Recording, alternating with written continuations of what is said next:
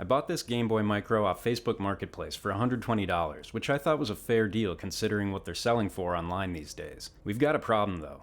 The start and select buttons aren't working. You can see here I get no response from the start button, but I can still advance into the game by pressing A.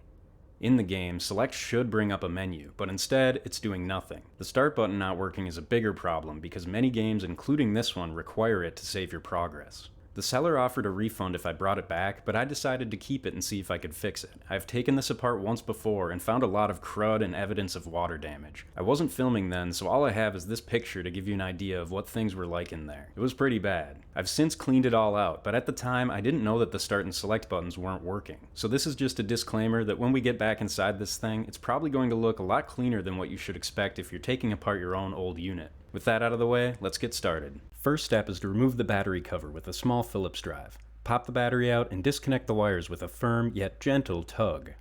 There are 4 more tri-wing screws around the perimeter. Be careful with these because they seem pretty fragile and prone to stripping out. Under the battery lid, there are 2 larger screws that can come out next. Lift the back shell a bit, and I find it works well to use the pointy end of a spudger to release the upper right corner here. Then it should just come out. There are 2 holes in the side we can press to release the clips holding the faceplate in.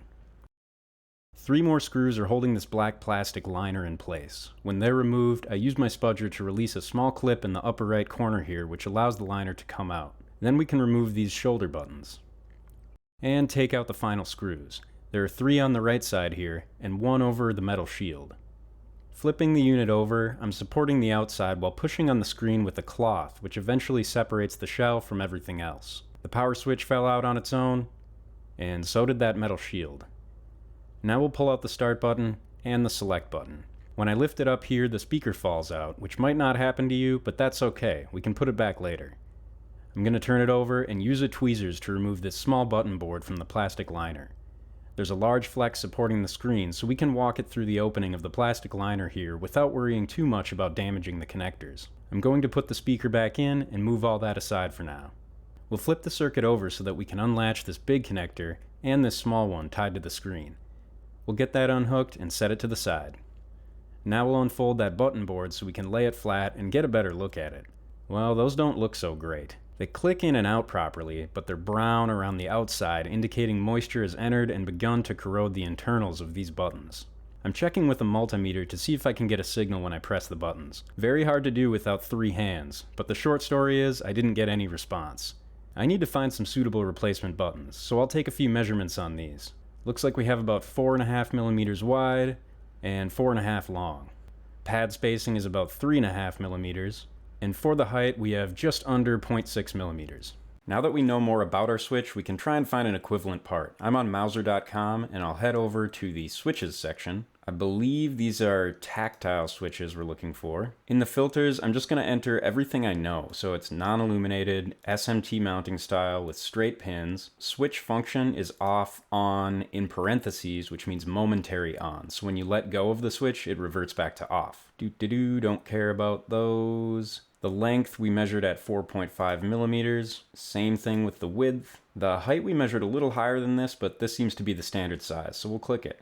We only have 2 results remaining, so we'll apply those filters. And here you go. These look like what we want. There's plenty in stock and they're super cheap. Let's see if we can spot any differences between the 2. So they look to be almost entirely the same, except this one has a 1.6 Newton operating force and this one is 2.5. Also here we have a gull wing lead termination style, and over here it says solder pin. I think those are pretty similar, and in the image I don't notice a difference. Let's check the drawing. So this is pretty much exactly what we want.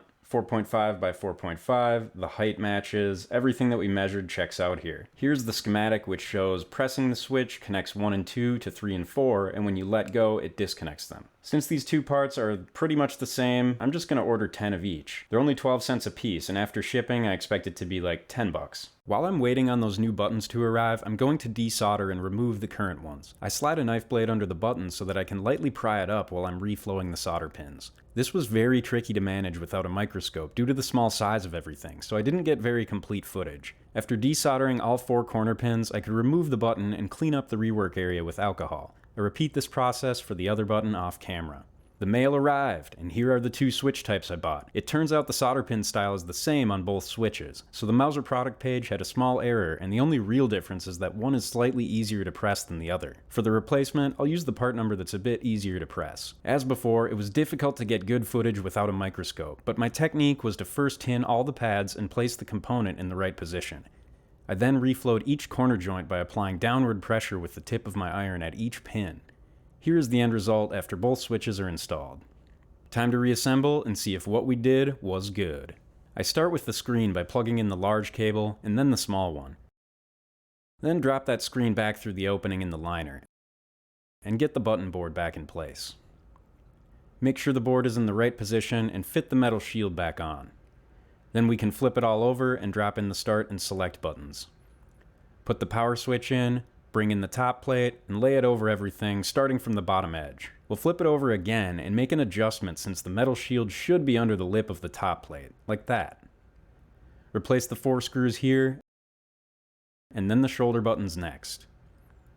Bring in the black liner and start by aligning the upper right corner with the shoulder button pin and engage the small clip. Line it up on the left side and it should sit nicely in place. There are 3 screws to put back in here. Then we can drop in the back plate and thread in those 2 larger screws. Next up are those 4 screws around the perimeter. Again, be careful not to strip these. Then we can plug in the battery, set it in place, and get the cover screwed back on.